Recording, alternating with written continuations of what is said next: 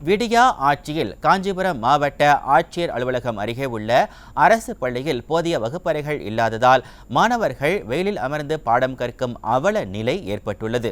காஞ்சிபுரம் மாவட்ட ஆட்சியர் வளாகத்தின் அருகே செயல்பட்டு வரும் அரசு பள்ளியில் போதிய வகுப்பறைகள் இல்லாததால் மாணவர்கள் வெட்ட வெளியில் தரையில் அமர்ந்து பாடம் கற்கும் அவல நிலை ஏற்பட்டுள்ளது. மேலும் இந்த பள்ளியில் எந்த ஒரு அடிப்படை வசதியும் இல்லை என பெற்றோர் குற்றம் சாட்டியுள்ளனர். பள்ளி கல்வித்துறைக்கு எல்லாவற்றையும் செய்கிறோம் என கூறிக்கொள்ளும் விடியா ஆட்சியில் பள்ளி குழந்தைகள் வெயிலில் அமர்ந்து படிக்கும் அவல நிலை ஏற்பட்டுள்ளது. மேலும் இது குறித்து நடவடிக்கை எடுக்க வேண்டிய பள்ளி கல்வித்துறை அமைச்சரோ வாரிசு அமைச்சருடன் ஊர் சுற்றி கொண்டிருப்பதாக அப்பகுதி மக்கள் குற்றம் சாட்டியுள்ளனர்.